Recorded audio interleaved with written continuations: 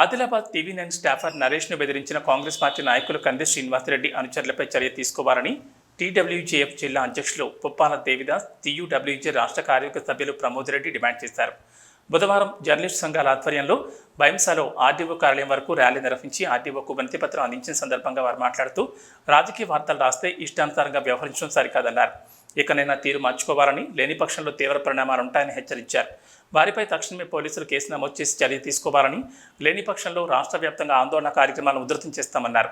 నిరసన కార్యక్రమంలో print and electronic media ప్రతినిధులు పాల్గొన్నారు. రాజకీయ కథనాలు రాసినందుకు టీవీ9 స్టాఫర్పై కాంగ్రెస్ పార్టీ నాయకులు కంది శ్రీనివాసరెడ్డి అనుచరులు దాడికి యత్నించడము, చంపుతానని బెదిరించడం జరిగింది. ఇటువంటి చర్యలను ఖండిస్తున్నాం.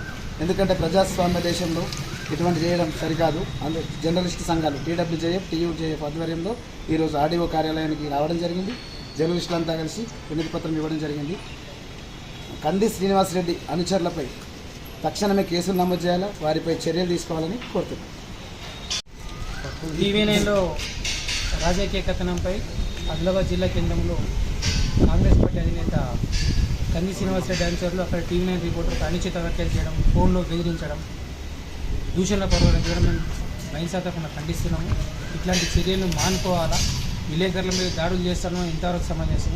వార్తలు రాస్తే దాన్ని ఏమైనా ఉంటే పరిష్కరించుకోవాలి తప్ప ఇలా అనైతికంగా పాటుపడడం పద్ధతి కాదు. ఒకవేళ ఇట్లా ఉంటే తగు చర్యలు తీసుకోవాలని చెప్పి పోలీసులకు డిమాండ్ చేస్తాం.